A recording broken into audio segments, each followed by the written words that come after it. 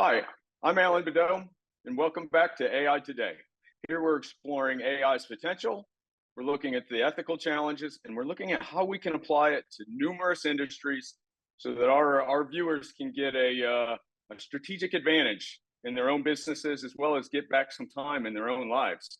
AI is one of those technologies that is really life-changing, especially if you use it every day like I do, and it can help facilitate an awful lot of things. So you know, I'm glad that you're able to join us this week, and especially with the topic that we have. We have Mr. Ben Neivert back from DBT Aero, and he's the chief of staff over there. Recently been hired.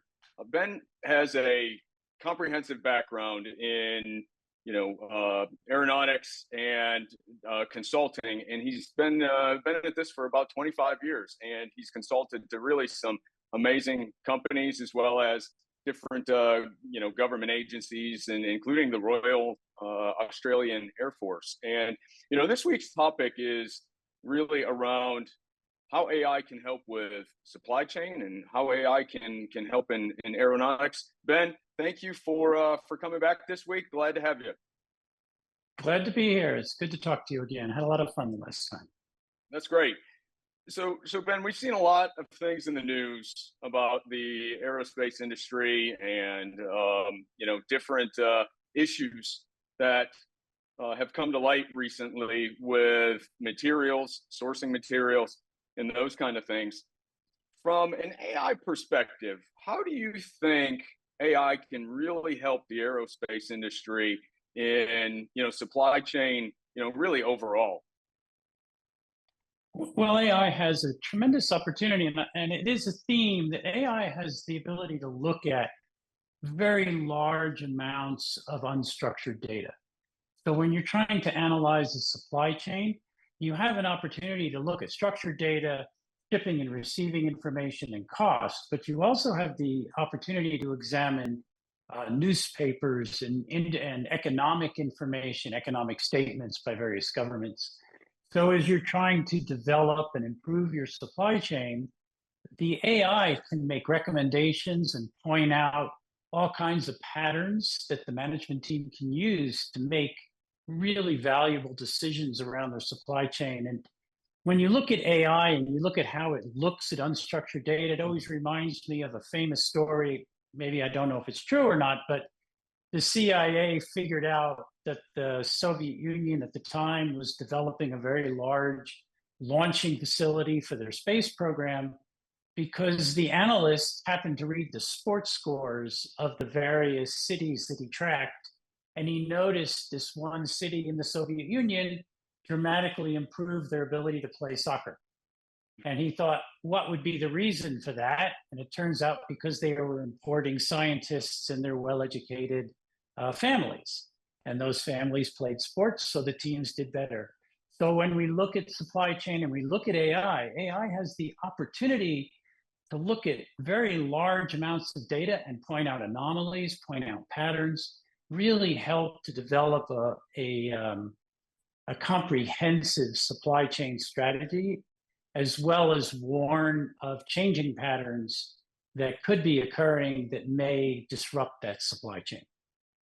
Yeah, that's and I agree 100%. And the beauty of that is, it's that anomaly that can trigger so many other events that take place. We saw it during COVID when, name a product and it seemed like there was a supply chain issue. You see it when there's a disaster like the bridge over in Baltimore, and how it can disrupt ports and those kind of things. I imagine that you saw it an awful lot too from an aerospace perspective, because you're sourcing so many different parts from so many different places.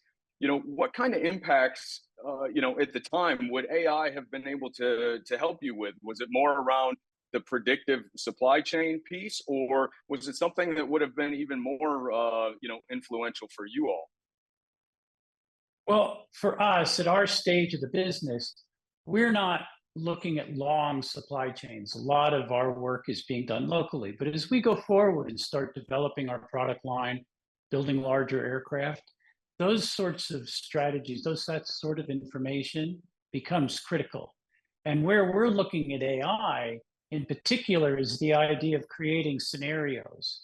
Now, in the current before AI time, if you might do a supply chain analysis once a year because it was really expensive. You might have a team of people looking at your suppliers across the board. You might look at price trends. It might take them months to develop the materials that the group would need to meet, review, and then discuss the impacts.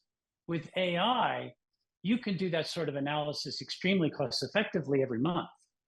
So your cycle times on reviewing your supply chain are much shorter. So you can do monthly reviews, you can re-optimize, you can develop alternative suppliers when you think there might be a problem or a cost issue.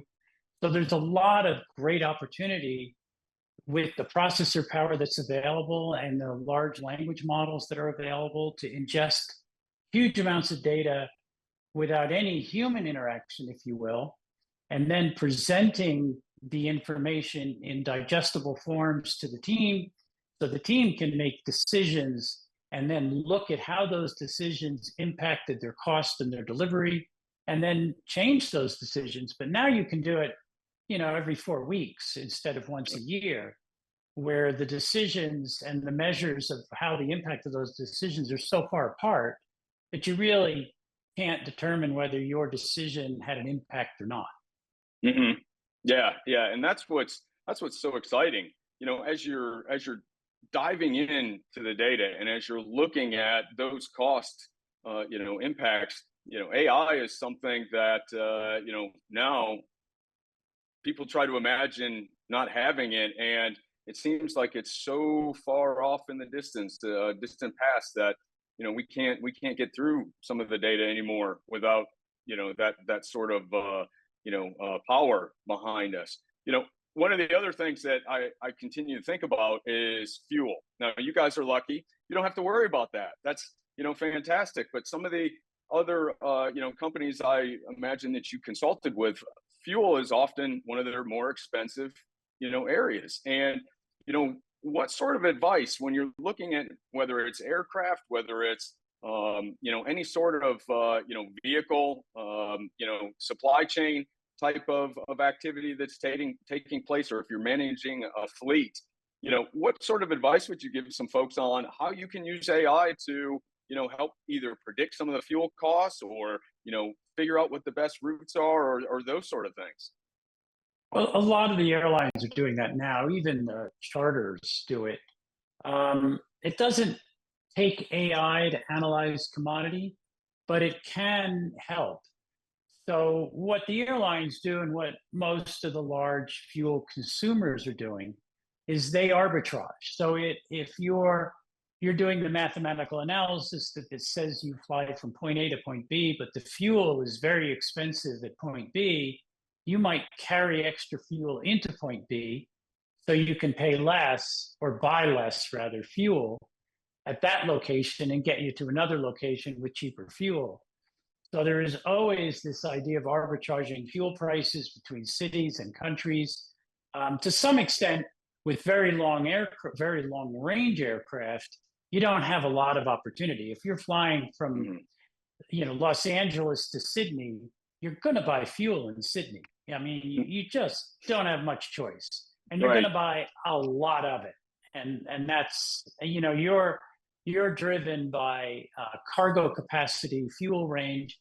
But when you look at AI, there is a whole lot of opportunity, even when you're not alternative fuel driven, or perhaps you're alternative fuel driven but not electric, to optimize the use of that fuel in flight. And that is a lot harder to do.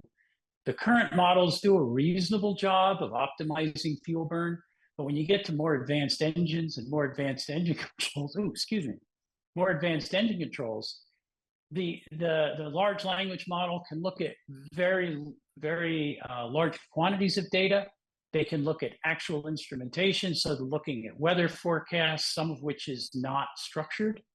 They're looking at pilot reports, which sometimes isn't structured or structured yet. They could be looking at live data from the aircraft's navigation system. Consolidating all that and re-optimizing the altitude you're requesting. It may re-optimize the settings on the engine to get a better fuel burn for the flight.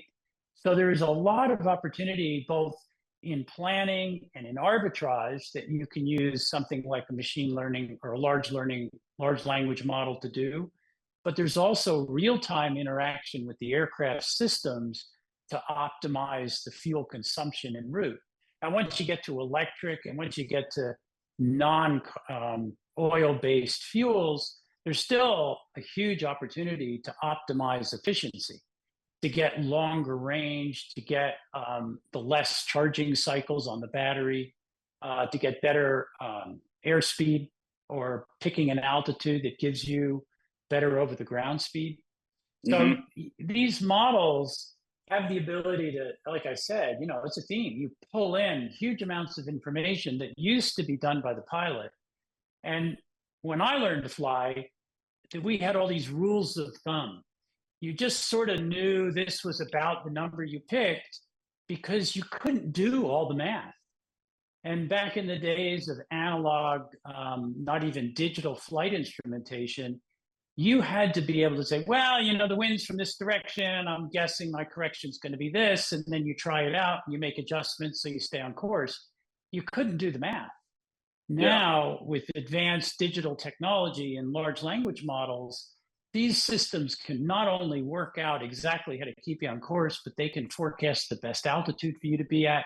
They can forecast how to set the engine the most accurate. We used to lean out piston engines until they coughed, and the engine temperatures would start to go up, and then you'd crank in a little extra mixture so you didn't ruin the engine. Now, the digital technology, that sort of thing is precise. They get exactly the peak performance out of the engine that the engine can give.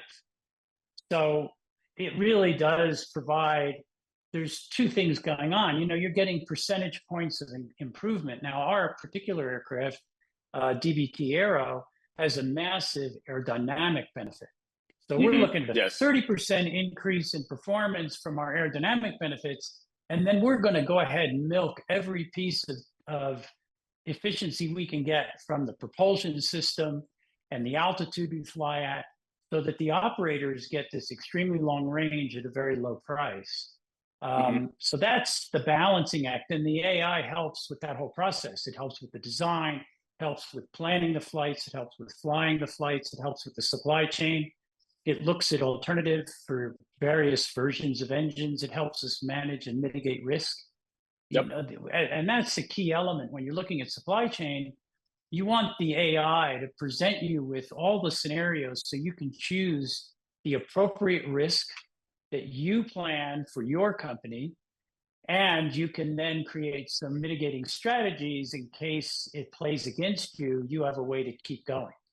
Yeah, and that's great. And unfortunately, Ben, we've run out of time. There's never enough time when you and I get going on these things. We could do this all day. And the great thing is Ben's going to be back, and we'll get to hear some exciting things that they're doing over at DBT Aero.